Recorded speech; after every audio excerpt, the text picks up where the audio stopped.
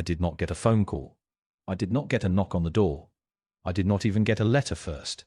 What I got was 3 concrete barriers sitting across my grain road at 6 in the morning, a small HOA sticker pressed onto the middle one, and absolutely no explanation for either. I would driven that road maybe 40 minutes earlier to check the drainage on the far end. Nothing was there. By the time I looped back around from the east field, less than an hour later, those barriers were planted like they would been there for years. Jersey barriers, the heavy kind. The kind that takes a flatbed and a crane operator and a person who made a very deliberate decision. I got out of my truck and stood in front of them. 200 yards of grain road sat behind those barriers. Road I would graded myself. Road I would packed limestone into 2 springs back. Road I would maintained every single year for 31 years without asking anyone for permission or money or help. My grain truck needed that road in less than 3 weeks. Fully loaded, that truck could not take the alternate east path, soft ground, wrong grade. I would learn that lesson once, and it cost me 2 days and a tractor to fix it. So I stood there doing the math in my head. Harvest coming. Road blocked. No warning. No notice. Just a sticker with a name on it. Sandra Pruitt, HOA president. I would seen her exactly twice before that morning. Once at a neighborhood association meeting I would attended out of courtesy 2 years back, where she would spend 40 minutes explaining new mailbox regulations to people who clearly had better things to do. And once across the street when she would argue with a contractor about where he would park his truck. Both times she would have the same expression, the kind that comes from believing that having a title means having authority over everything inside a 10-mile radius. I looked at that sticker one more time. Then I took out my phone, not to call a lawyer, not to call anyone, just to take a photograph of all 3 barriers. The sticker. The road behind them. The date and time stamp right there in the corner. That photograph would matter later. I did not fully know how yet. What I did know, standing there that morning with the sun barely up, and my grain road sitting blocked behind 3 slabs of concrete, was that Sandra Pruitt had made a move without checking what was underneath the board first. People like that always do. And the thing about moves made without checking, they do not just hurt the other person. They come back. The notice was already in my door when I got back to the house. That told me something right away. Those barriers did not go up this morning as some spontaneous decision. This was planned. The letter was written, printed, and delivered before I even found the barriers. Sandra Pruitt had organized this like a project. Scheduled the equipment, drafted the paperwork, had someone walk it to my door, probably while I was still out on the east field. I pulled the envelope out and opened it standing right there on the porch. It was formal. Letterhead, reference numbers, the works. Dated 3 days ago. Dear property resident, after a thorough review of community access infrastructure, the HOA board under the Pruitt administration has determined that the access road running along the northern boundary requires immediate management intervention. Effective immediately, the above-referenced road is designated as a community-managed access point. All prior informal usage arrangements are hereby discontinued. I read that paragraph twice. Informal usage arrangements, 31 years of grading, packing, draining, and maintaining that road, and she would reduce it to an informal usage arrangement, like I would been borrowing something that was never really mine to begin with. I kept reading. The letter went on to say that any access requests would need to be submitted in writing to the HOA office for review. Processing time, up to 30 days. There was a small footnote at the bottom, almost casual, noting that the road had shown signs of long-term neglect and the HOA was stepping in to bring it up to community standards. Long-term neglect. I set the letter on the kitchen table and stood there for a moment. That road had better surface drainage than half the paved roads in this county. I knew because Ray Boswell from the county office had walked it with me 4 years back when a neighboring property changed hands and there were questions about access rights. Ray had looked at the grading, looked at the limestone base and said, and I remember this clearly, whoever maintains this road knows what they are doing. Long-term neglect. I picked up the letter again and looked at the signature. Sandra Pruitt, HOA president. And below that, a second signature, Dennis Calloway, board member. I did not know Dennis well. Quiet man. Showed up at meetings, nodded at the right times, did not say much. The kind of person who signs things because someone confident handed them a pen. I folded the letter and put it back in the envelope. Then I did something Sandra Pruitt probably did not expect. I did not call a lawyer. I did not go back to the barriers. I did not write an angry response or show up at the HOA office. I went to my filing cabinet, opened the bottom drawer, and pulled out a logbook that went back 31 years. Every maintenance entry, every material purchase, every date. I set it on the table next to her letter. Then I called Glenn Purdy. Glenn picked up on the second ring. I did not even get through a full sentence. Just said, Grain Road, and he said, I know, already heard. That is a small community for you. News moves faster than equipment. Glenn Purdy had lived on the property adjacent to mine for longer than I would maintain that road. 71 years old, bad left knee, sharper memory than men half his age. He would watch me grade that road in the early springs when the ground was still soft. Watched me haul limestone in the back of my old flatbed. Watched me clear it after the storm in 2009 that took down 3 trees across the path and would have made it impassable if I would left it. He would never been asked to watch. He just had. Neighbors do that. She has been telling people it was abandoned, Glenn said. Talked to Martha Henson last night apparently. Said the HOA found a road in bad shape and stepped in before it became a liability. I let that sit for a second. Abandoned, I said. Her word. I looked at my logbook sitting open on the table. March 2021, limestone screenings, northeast drainage cleared, surface regraded after winter heave. November 2020, edge erosion repaired, 2 loads of compacted gravel. Spring 2019, full regrade after the wet season. Every year. Every single year going back to when Sandra Pruitt was probably still in a different state entirely. Glenn, I said, did you ever take any photographs out there? Over the years. Pause. Earl, I have got a shoebox and a half of this neighborhood going back to 1987. Give me an hour. I told him not to rush. He said he would call me back. I sat down at the kitchen table with the logbook and went through it slowly. Not frantically, slowly. There is a difference. Frantic is what you do when you think you are losing.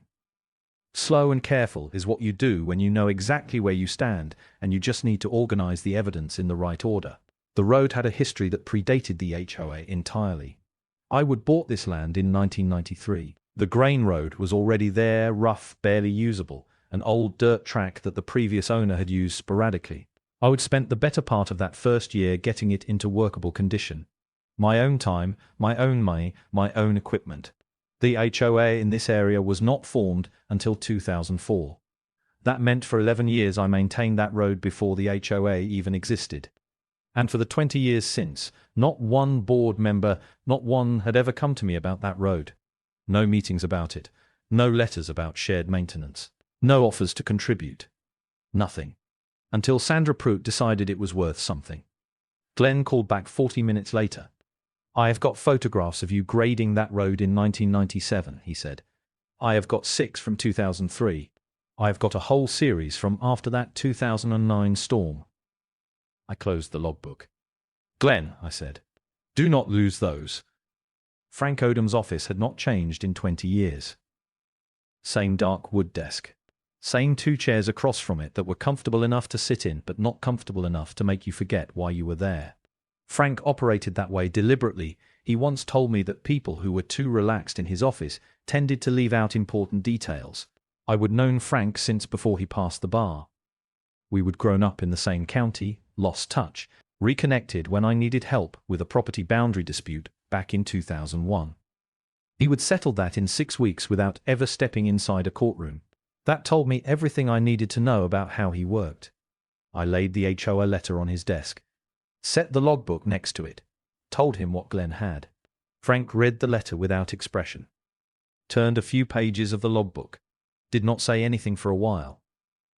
Prescriptive easement, he said finally. I would heard the term before but did not know the full weight of it.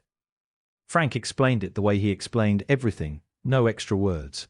When someone openly uses and maintains a piece of land for a continuous period, in this state, 10 years without the legal owner's permission, but also without interference, the law can recognize that use as a legitimate right. It does not require a deed. It does not require a signed agreement. It requires consistent, documented, observable use over time. 31 years of logbook entries, Glenn's photographs, the limestone I would hauled in, the grading every spring. Frank tapped the logbook with one finger. "This is not a grey area, Earl," he said. "This road is yours in every way that matters legally. The only question is whether Sandra Pruitt knows that or whether she just did not bother to check." I told him my guess was the second one. He nodded.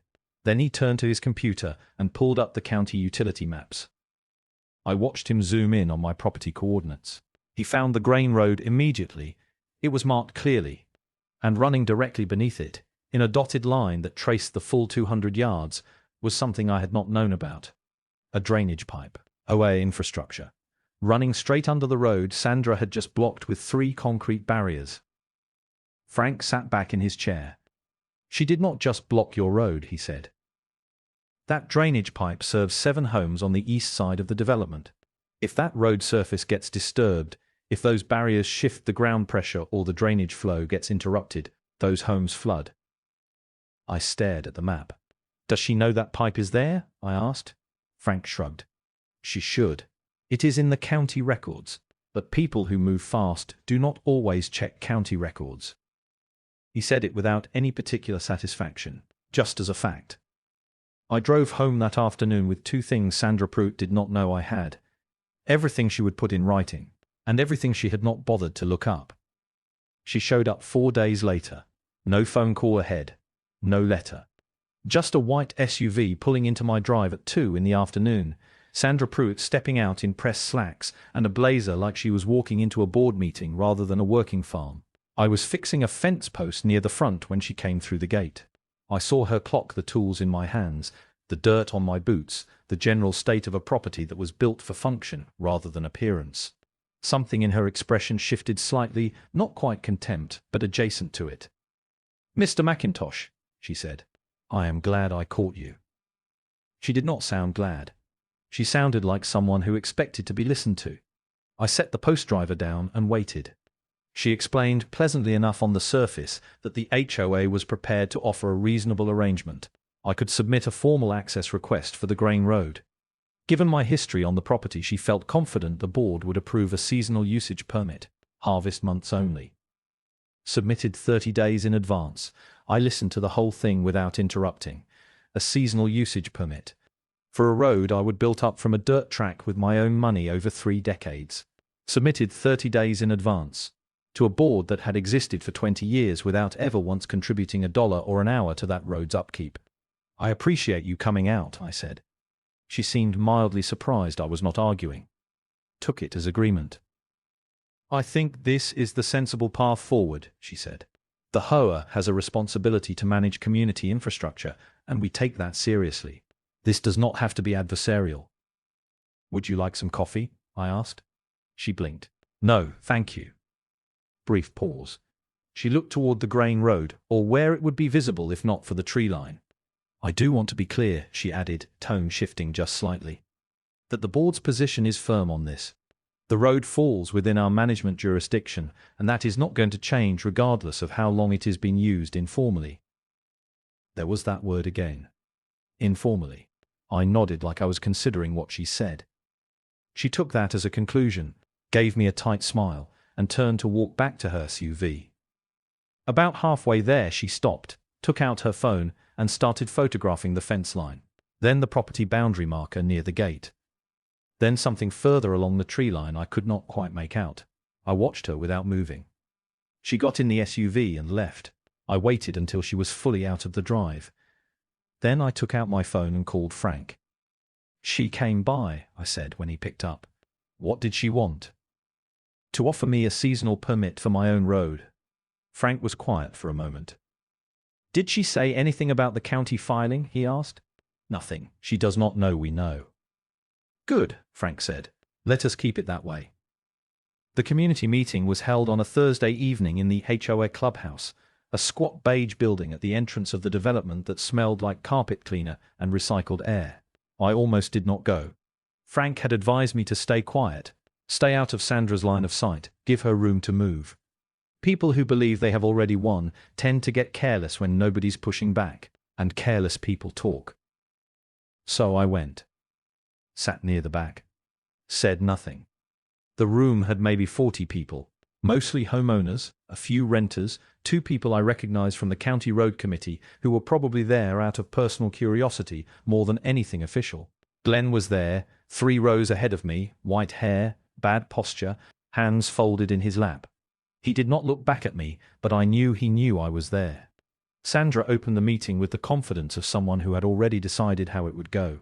She stood at the front with a printed presentation, actual printed slides, stapled and distributed, and walked the room through what she called the Northern Access Improvement Initiative. That is what she would named it.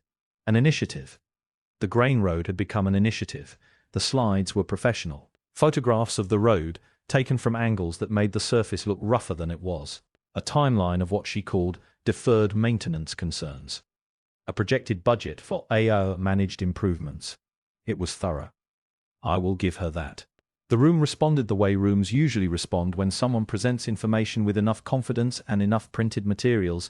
They nodded, asked a few soft questions. Someone near the front said it sounded like a positive step for the community. Then Sandra said it. She was not reading from the slides at that point. She was speaking freely, the way people do when they feel the room is with them.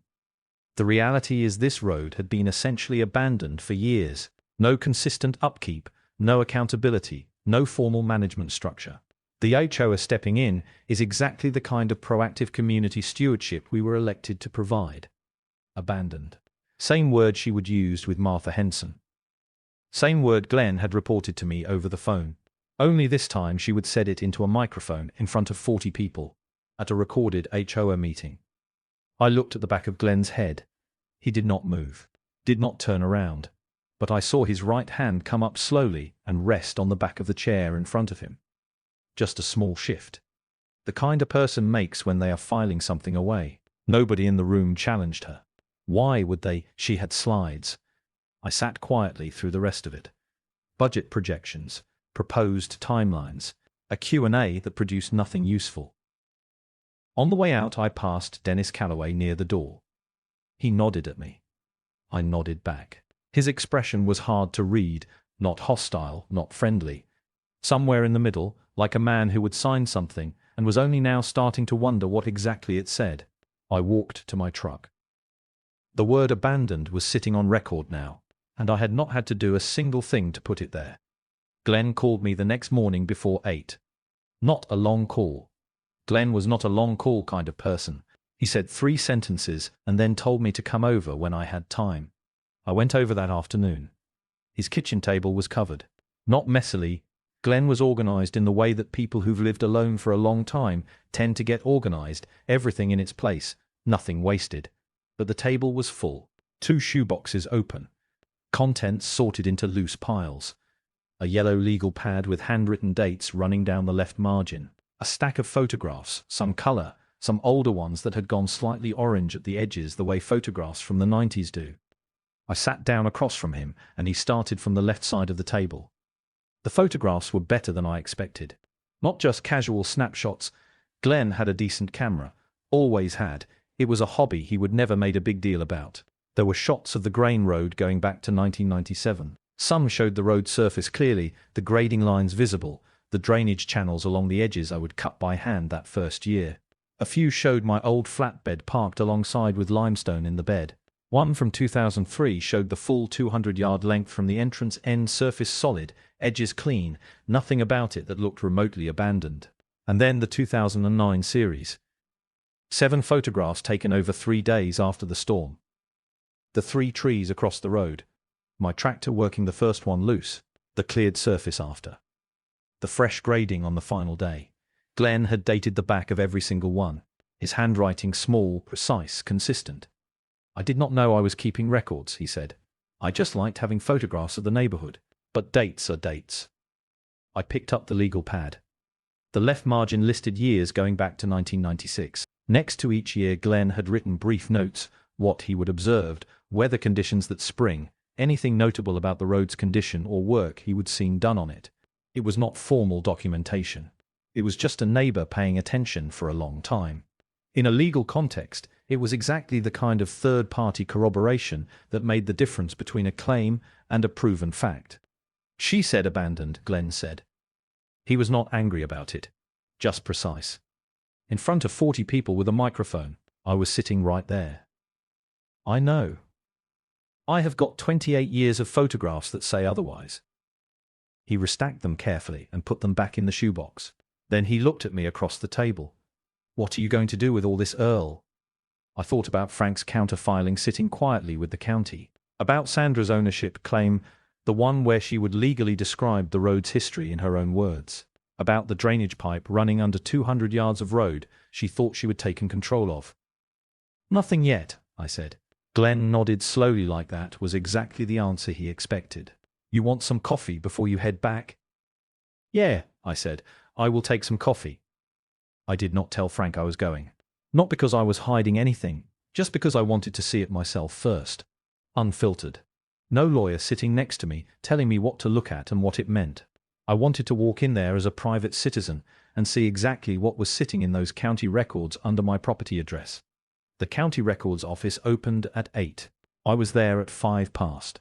It is a quiet place on a weekday morning, fluorescent lights, laminate countertops, that specific government building stillness where everything feels like it has been the same since 1987.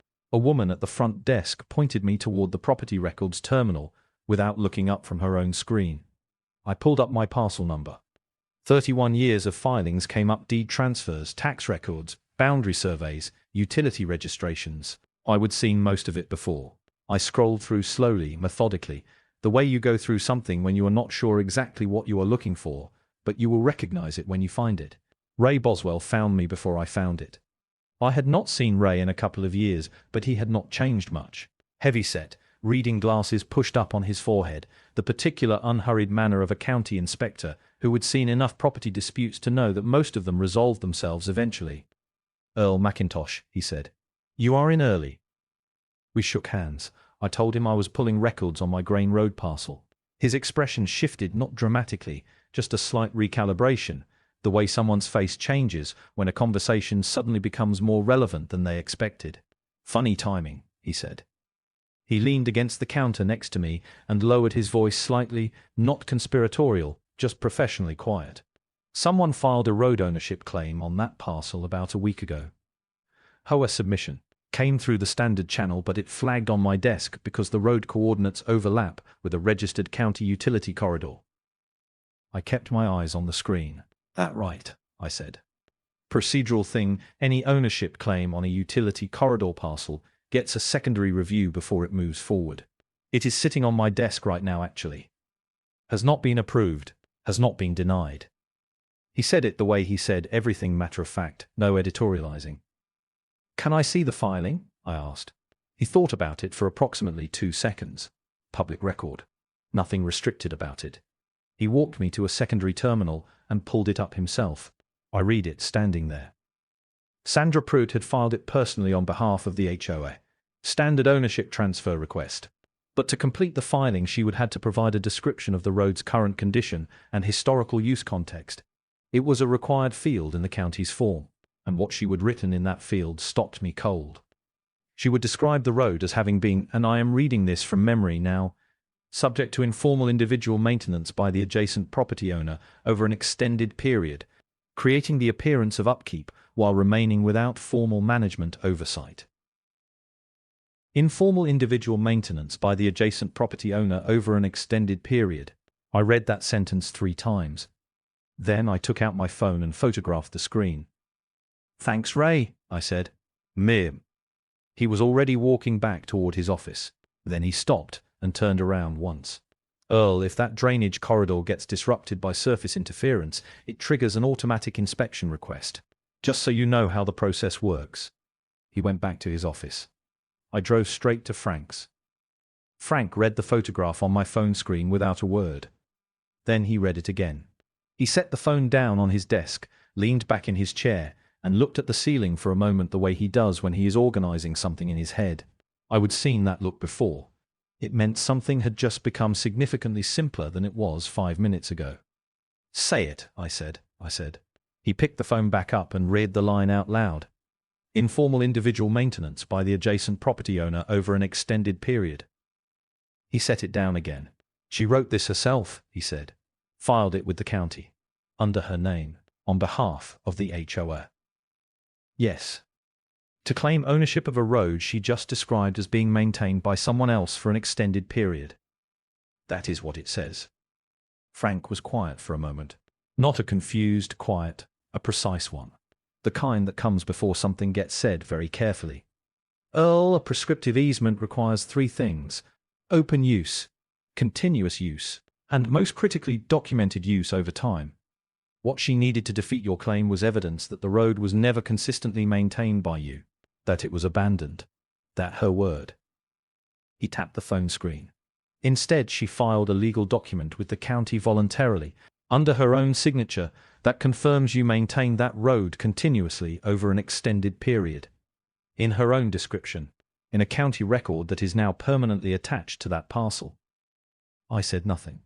She tried to take your road, Frank said, and in doing so she legally documented your right to it, in the same filing. The room was quiet.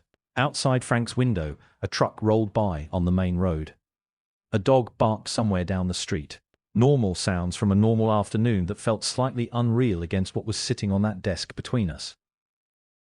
What do we do with it? I asked. Frank was already pulling a yellow legal pad toward him. We do not do anything dramatic. We prepare a formal response to the county, straightforward, factual, no accusations. We attach her filing, your maintenance logs, Glenn's photographs, and the county utility corridor documentation. We let the record speak. And the drainage pipe? He looked up. That gets its own paragraph, he said. The barriers are already affecting surface drainage on a county-registered utility corridor. That is not a civil dispute between neighbors. That is a county infrastructure concern. Ray Boswell's office handles that separately, and based on what you told me he said this morning, I think he is already aware of it. Frank started writing. I sat back and let him work. The thing about Sandra Pruitt, and I thought about this driving over, and I was thinking about it again now, was that she was not stupid. She was just the particular kind of confidant that does not slow down long enough to check what is underneath the ground before it starts moving things around. That kind of confidence builds its own trap. She would build this one herself, word by word, in a county filing, under her own name. We just had to wait for her to walk into it. Frank had the county utility maps spread across his desk the next morning. Not digital printed. Full size. The kind of maps that show every registered pipe, every drainage corridor, every underground utility line running through a given area. Frank liked paper for this kind of work. Said you missed things on screens because you only looked at what the zoom showed you. He would mark the grain road in red pen. Then he would trace the HOA drainage pipe in blue. They ran parallel for about 40 yards at the entrance. Then the pipe went directly under the road surface and stayed there, straight down the full remaining length. 160 yards of HOA drainage infrastructure sitting underneath 200 yards of road that Sandra Pruitt had just blockaded with concrete barriers. I looked at the map for a long time. How long has that pipe been there? I asked. Frank checked his notes. County filing from 2006, 2 years after the HOA formed. They put it in when the East Side development expanded, 7 homes added, drainage capacity needed upgrading. The pipe runs under the grain road because it was the most direct route, and the ground was already compacted and stable. Already compacted and stable. Because I would be maintaining it for 13 years by that point. Did they have my permission to run it under there? I asked. Frank looked at me over his reading glasses. There is no recorded easement agreement for the utility corridor. No signed consent from you. No compensation record. Technically, they ran that pipe under your road without formal authorization. That landed quietly. But here is the immediate problem, Frank continued. He pointed to 2 spots on the map where the drainage pipe sat closest to the road surface, both within 10 yards of where the concrete barriers had been placed. Jersey barriers that size create localized ground pressure. Not catastrophic immediately, but over weeks the soil compression around those pipe sections changes. The drainage flow gets restricted. He pulled a second sheet from his folder. Photographs, recent ones, not Glenn's. Ray Boswell's office had apparently done a preliminary site check. 2 of the photographs showed standing water accumulating on the east side of the development. Not flooding yet, but the kind of pooling that becomes flooding when it rains hard. Ray's office flagged this? I asked. Informally, for now. Frank set the photographs down.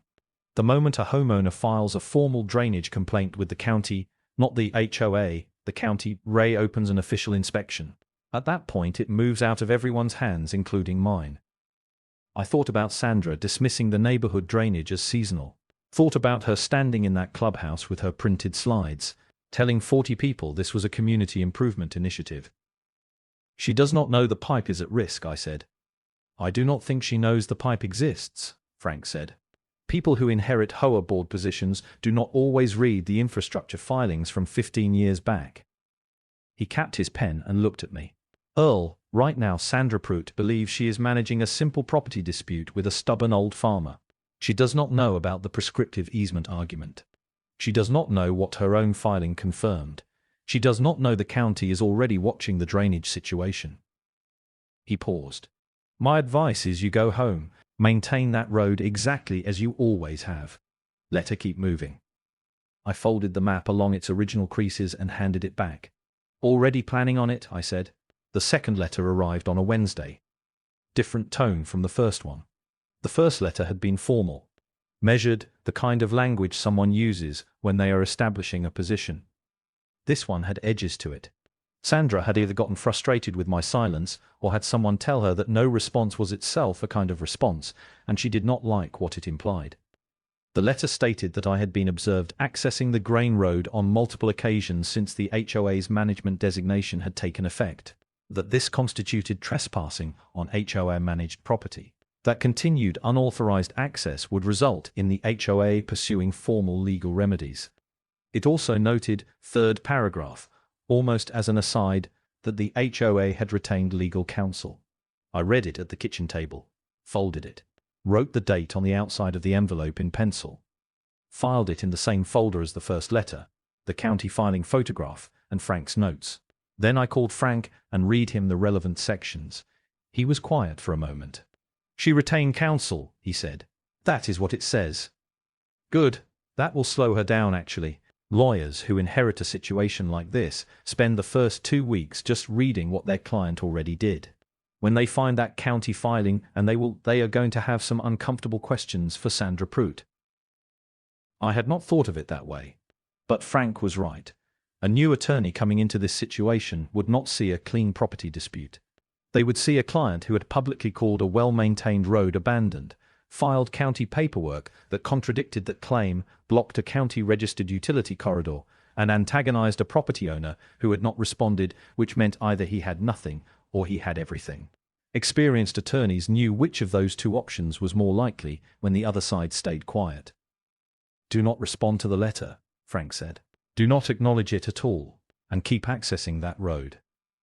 She is calling it trespassing. She can call it whatever she wants. Your documented maintenance history establishes continuous use. Keep establishing it. So that is what I did. Every morning I drove the grain road. Not to make a point, I genuinely needed to check it. The limestone surface needed monitoring that time of year. The edges had a tendency to erode after temperature swings, and with harvest approaching I needed the surface solid. I did what I would always done. A couple of neighbors saw me out there. I nodded. Kept working. Word travels in a small community. I knew Sandra was hearing about it. I knew it was bothering her that I was not reacting the way she would expected. No angry calls, no confrontational letters, no shows of frustration. Just a 68-year-old man quietly maintaining a road the way he had been doing since before most of her board members had moved into the neighborhood. 2 days after the second letter, Glenn called me. Sandra told Martha Henson you are being deliberately uncooperative, he said. Martha asked me what I thought. I told her I thought you were just doing what you always do. That is accurate, I said. Glenn laughed quiet, short. Whatever you are planning, Earl, the timing girdie soon. I heard 2 families on the east side have got water sitting in their yards after last week's rain. I already knew. Frank had called me that same morning. I had not caused the flooding. I want to be clear about that because it matters. The concrete barriers had been sitting across that road for just over 3 weeks by the time the water started pooling on the east side. 3 weeks of altered ground pressure, 3 weeks of disrupted surface drainage, 3 weeks of a pipe system operating under conditions it was not designed for. Nature does not wait for legal disputes to resolve themselves. The first call I heard about came from a man named Paul Greer, East Side homeowner, 2 houses down from the drainage corridor's exit point. Paul had woken up on a Thursday morning to find standing water across the back third of his yard. 6 inches in some spots. He would call the HOA office first because that is what you do. You call the people who are supposed to manage these things. Sandra told him it was seasonal. Normal water table fluctuation for this time of year. She would have someone look at it. Paul waited 2 days. Water did not move. He called again. This time Dennis Calloway took the call instead of Sandra. Dennis listened, asked a few questions, and told Paul he would look into it personally, which was a different answer from Sandra's answer, and Paul noticed that difference. A second call came in from the Wheelers, further down the east corridor, backing up to the same drainage line. Same problem. Backyard pooling, more than they would seen in the 11 years they would live there. Sandra sent out an HOA notice 2 days after that. Reminded residents that seasonal drainage variance was normal for the region. Encouraged homeowners to check their individual sump systems. Noted that the HOA's infrastructure was operating within standard parameters. The Wheelers did not find that satisfying. Mrs. Wheeler, and I only know this because Glenn told me, and Glenn knows everything that happens in a 3-mile radius, called the county directly, not the HOA. The county. She asked to speak with someone in the infrastructure and utilities division. She described the flooding, described the timeline, described how it had started approximately 3 weeks ago. Ray Boswell's office received the call on a Friday afternoon. By Monday morning, Ray had scheduled a site inspection. I found out about the inspection the same way I found out about most things during this period. Glenn called me. He would heard it from Martha Henson, who would heard it from Paul Greer, who would gotten a notification letter from the county saying an inspector would be visiting the East Corridor properties later that week. I called Frank. Ray's coming out, I said. I know. His office called me this morning, standard courtesy notification since I would filed the counter documentation on the parcel. What do we do? Nothing, Frank said. You do not call Ray. You do not reach out to him. You do not position yourself anywhere near this. If he comes to your property, you answer his questions honestly, and that is all. And Sandra? Frank paused just briefly. Sandra, he said, is about to find out what happens when a county inspector walks a road that is supposed to be under HOA management and finds a drainage system that is backing up behind concrete barriers she installed. He did not say it with any pleasure. Just as a fact. Ray came out on a Thursday. I knew he was there before I saw him, heard the county truck on the main drive, that distinctive diesel idle that county vehicles always seem to have. I was out by the east fence doing legitimate work, checking the post tension on a section that had been giving me trouble since spring. Close enough to observe. Far enough to not be in anyone's way. Ray parked at the road entrance. Got out with his clipboard and a measuring device I recognized as a drainage flow gauge. He walked the perimeter of the first barrier slowly, crouching once to look at the ground contact points where the concrete met the road surface. Stood up, made notes. Then he walked the full length of the road, all 200 yards, stopping periodically, crouching occasionally, writing consistently. He spent particular time at the 2 spots Frank had identified on the utility map, the sections where the drainage pipe ran closest to the surface. I watched him press the flow gauge into the ground at both locations. Watched him read the numbers. Watched him write them down without any visible reaction, which with Ray meant either everything was fine or everything was not fine, because he looked the same either way. He was out there for just under an hour. On his way back toward his truck, he angled toward the east fence where I was working. Not a direct approach, more like a man who happened to be walking in that general direction. Ray operated carefully that way. Everything observable, nothing that could be characterized as irregular contact. He stopped about 10 feet from the fence. Morning, Earl. Ray. He looked out at the road for a moment, then back at his clipboard. You maintain this road, he asked. Just like that. Flat, direct, no preamble. 31 years, I said. He nodded once. Wrote something. Did not look up. Surface condition is good, he said. Limestone base is solid. Drainage channels along the edges are clear and functional. He said it the way you state observed facts, not as a compliment. Just as what was there. Barriers are creating a pressure differential at 2 points along the pipe corridor, he continued, still not looking up. Flow gauge reads are down 40% from the county's baseline measurement on this line. That is what is backing up into the east properties. He capped his pen.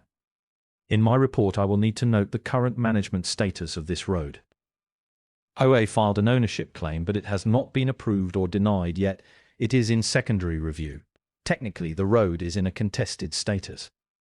I understand, I said. My report goes to the County Infrastructure Division. They determine next steps on the drainage issue independent of the ownership question. Two separate processes. He picked up his measuring equipment. The ownership question, he said, almost as an aside, usually resolves faster when there is documented maintenance history clearly on one side. He walked back to his truck. I watched him pull out of the drive. Then I went inside and called Frank. He was here, I said. I know. He called my office 20 minutes ago. And, Frank said. The County Infrastructure Division will be issuing a formal notice to the HOA within the week. The county notice arrived at the HOA office on a Tuesday.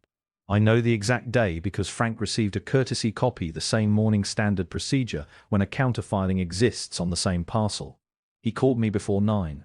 The notice had 3 parts. First, the concrete barriers constituted an unauthorized obstruction of a county-registered utility corridor. Under County Infrastructure Code, no private party could place permanent or semi-permanent obstructions on or adjacent to a registered utility corridor without prior written approval from the County Infrastructure Division. No such approval had been requested.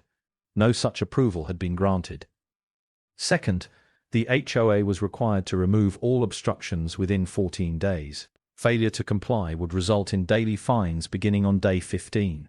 The county reserved the right to remove the barriers directly and bill the responsible party for all associated costs. Third, a formal drainage disruption investigation had been opened. The HOA, as the party that installed the obstructions, was named as the subject of the investigation. Until the investigation concluded, the HOA was prohibited from making any further modifications to the road surface or surrounding corridor. Frank, read me the key sections over the phone. I listened without interrupting. The ownership claim, I said when he finished. What happens to that? Suspended pending investigation. It cannot move forward while the corridor is under active review.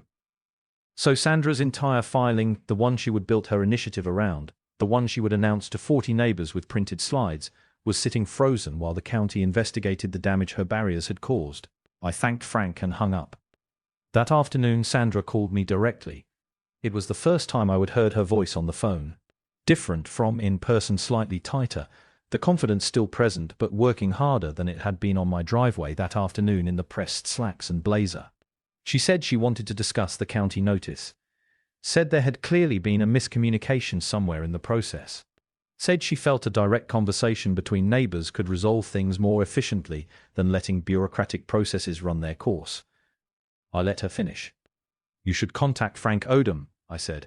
He is handling this on my end. Brief pause. I do not think we need attorneys involved at this stage, she said. This is still a neighborhood matter. Frank's number is listed, I said. He is available most mornings. I hung up. Glenn called me that evening. Apparently Sandra had convened an emergency board meeting that afternoon, just board members, no general residents. Glenn had heard about it through Martha Henson, who had heard about it from Paul Greer, whose wife apparently knew Dennis Calloway's wife well enough to get a general outline of what had happened inside that meeting. Sandra had told the board the county notice was procedural, manageable, that her legal counsel was reviewing it and would have a response within days. Dennis Calloway had asked one question. He would ask whether the county's findings had any connection to the ownership filing Sandra had submitted. Sandra had told him no. Glenn paused after telling me that. Dennis did not look like he believed her, Glenn said. I did not say anything to that. Just finished my coffee and went to check the road.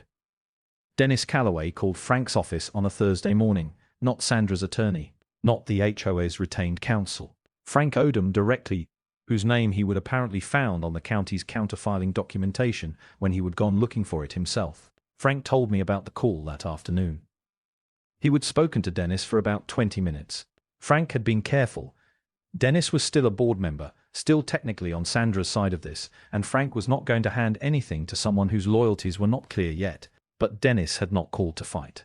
He would called because he would spent 3 days quietly pulling documents, the county filing Sandra had submitted, the counter documentation Frank had filed, Ray Boswell's preliminary inspection notes which were public record, and the county's formal violation notice. He would lay them out in order and read through them carefully, and then he would found the paragraph. Frank said Dennis had read it aloud over the phone, informal individual maintenance by the adjacent property owner over an extended period, and then gone quiet for a moment before asking a single question. Did Sandra know what she was confirming when she wrote that? Frank had told him he could not speak to what Sandra knew or did not know, only to what the document said. Dennis had accepted that answer. Then he would ask another question, whether the drainage investigation could result in personal liability for board members who had approved the barrier installation. Frank had told him that was a question for his own attorney. Dennis had thanked him and hung up. I thought about Dennis when Frank told me this.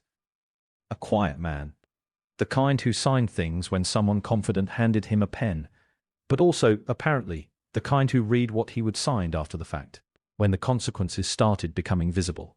There is a type of person who goes along with something because they trust the person leading, and a completely different type who goes along because they are not paying attention. Dennis, it turned out, was the first type, and his trust in Sandra was running out.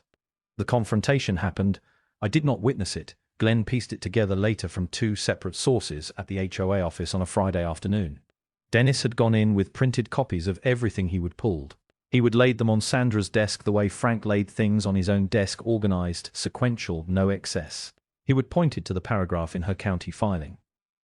You confirmed he maintained that road, Dennis said, in your own words, filed with the county.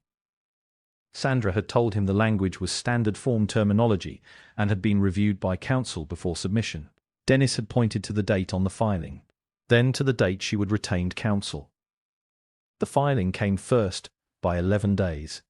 Sandra had told him she knew exactly what she was doing, and the situation was under control. Dennis had gathered his papers. Sandra, he would said quietly, the county is investigating us. Our budget is looking at fines we cannot absorb. 2 homeowners have flooding in their yards, and you filed paperwork that legally confirmed the other side's argument before you even had a lawyer look at it. Sandra had said nothing. Dennis had walked out. He did not resign that day. But something had shifted in him, in the board, in the whole fragile structure Sandra had built around her certainty that she was right. Structures like that do not collapse all at once, but they start with one person walking out of a room. The second community meeting was called by residents. Not Sandra, not the board. Homeowners, led by Paul Greer and the Wheelers, had collected enough signatures to force a general assembly under the HOA's own bylaws. Sandra could not block it. She could only show up and face it. I went again. Same seat near the back. The room felt different from the first meeting before anyone said a word. Same 40 people roughly, same beige walls, same recycled air. But the energy was different. People were not chatting before it started. They were reading. Paul Greer had printed and distributed a 1-page summary of the county violation notice, the fines, the drainage investigation, nothing editorial. Just the facts, dated and sourced. Sandra opened the meeting. She looked composed. I will give her that. Whatever was happening internally, she had made a decision to walk in there projecting control. She thanked everyone for attending, acknowledged that concerns had been raised, and began explaining the county notice in what she called its proper context. She got about 4 minutes in before Paul Greer interrupted. Not rudely, he raised his hand, waited to be acknowledged, stood up properly. The notice says we have 14 days to remove the barriers or daily fines begin. How many days do we have left? Sandra said the HOA's legal counsel was preparing a formal response to the county and the timeline was being addressed. How many days? Paul asked again. 6 days, as it happened. Sandra confirmed it when pressed. The room shifted. Questions came in succession after that about the fine amounts, about the drainage repair costs, about whether homeowner assessments would increase to cover the HOA's financial exposure. Sandra answered some, deflected others, referred several to legal counsel. Then Glenn stood up. He did not raise his hand. Just stood up slowly, the way a man with a bad knee stands when he has decided something is worth the effort. I have lived adjacent to that grain road for 28 years, he said. I have watched Earl McIntosh maintain it every single year. I have photographs going back to 1997 that show exactly what condition that road was in and who was maintaining it.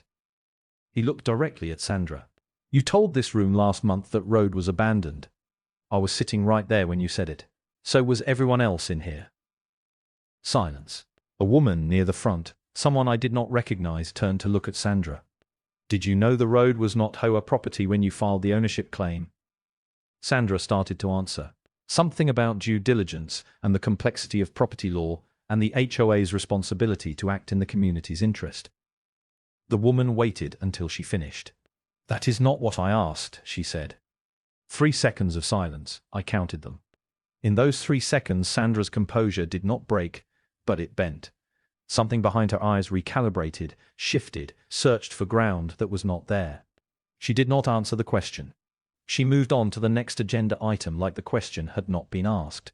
But everyone in that room had heard the silence where the answer should have been. Dennis Calloway sat at the board table through all of it. He did not defend Sandra once. Did not offer context, did not redirect, did not run interference the way a loyal board member would. He just sat there. And that told the room everything the silence had not. The county's final determination came 12 days after Ray's inspection report was submitted. Frank called me at 7:30 in the morning. I was already up, I am always already up, and I took the call standing at the kitchen window looking out at the property in the early light. He did not drag it out. The county had reviewed everything. Frank's counter-filing, the maintenance logs, Glenn's photographs, Ray's inspection findings, and Sandra's original ownership claim, all of it together in one administrative review. The determination was comprehensive, and it was final. The ownership claim was denied. The county's written finding noted that the road had a documented and continuous maintenance history attributed to the adjacent property owner spanning over 3 decades. Sandra's own filing had described this maintenance explicitly. Combined with Frank's documentation and Glenn's photographic record, the evidence was consistent, corroborated, and unambiguous.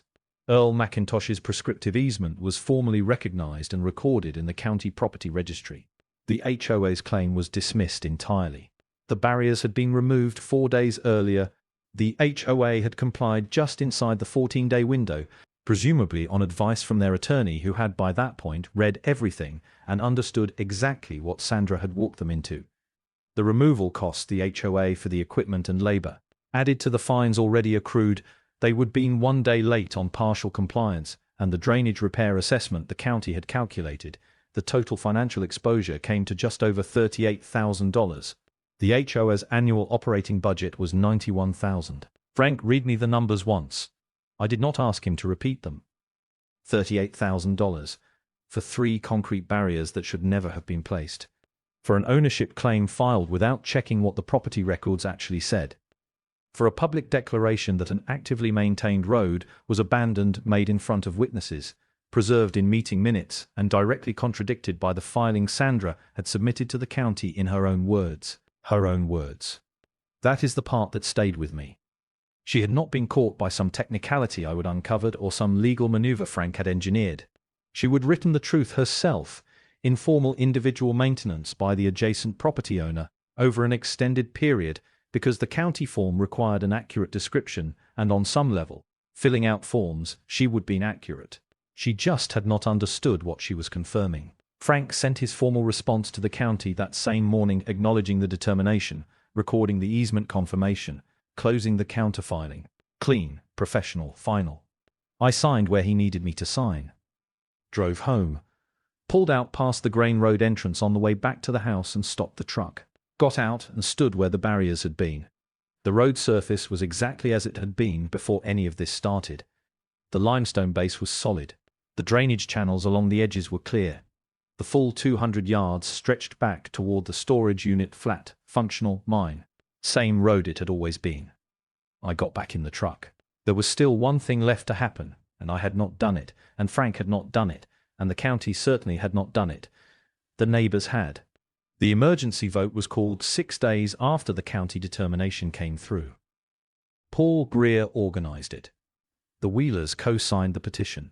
They needed 30% of HOA members to force a board confidence vote. Under the bylaws, they got 64% in 2 days. Sandra could not block it, could not delay it, could not reframe it as anything other than what it was. I did not sign the petition. Was not asked to. I was not an HOA member. But I knew about it the same way I would known about everything else during this period. Glenn called me. The meeting was on a Tuesday evening. I did not go. Did not need to. Glenn called me the next morning at 7:53. I remember the time because I was pouring my second coffee and I set the pot down to answer. It was quick, he said. Quicker than I expected. The vote had gone around the room. Sandra had been given time to speak before the vote, 5 minutes. Glenn said she would use all 5. Talked about her vision for the community, the improvements she would initiated, the professionalism she would brought to the board. She would framed everything as a good faith effort that had encountered unforeseen complications. Nobody interrupted her. When she finished, the room was quiet for a moment. Then Paul Greer called the vote. 31 in favor of removal. 4 abstentions. 2 in support of Sandra remaining. Dennis Calloway was one of the abstentions. Not a vote to keep her. Not a vote to remove her. Just a man who had signed things when someone confident handed him a pen, and who now could not quite bring himself to be the hand that finished it, but also could not pretend nothing had happened. Sandra had gathered her things and left without speaking to anyone.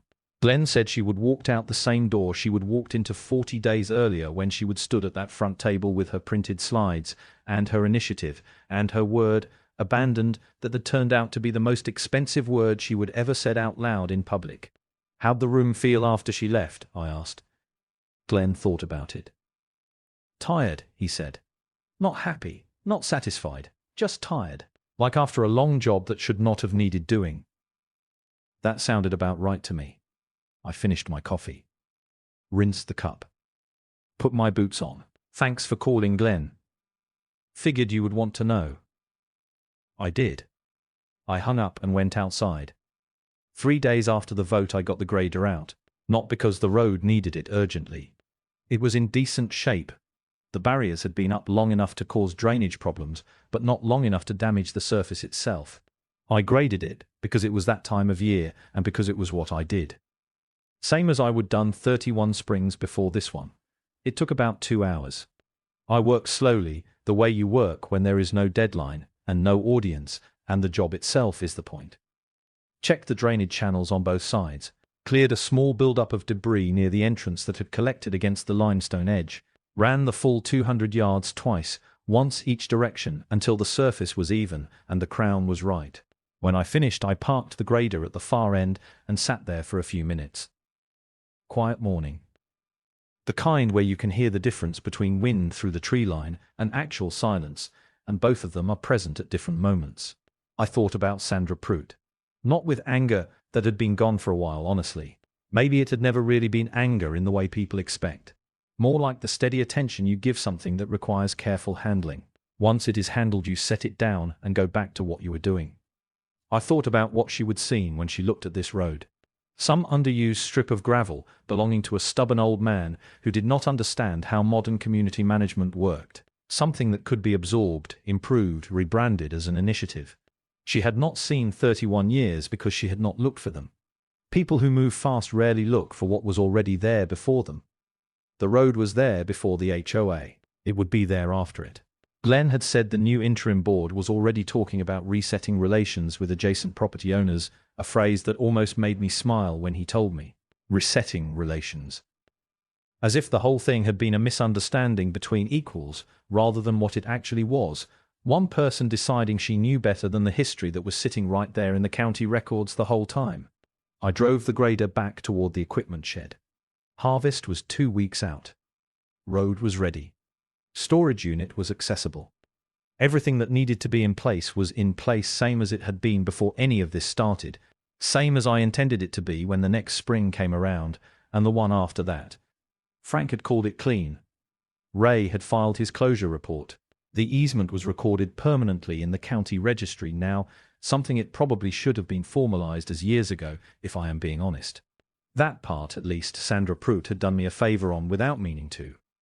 I put the grader away and latched the shed door, walked back out toward the road one more time, and just stood at the entrance for a moment.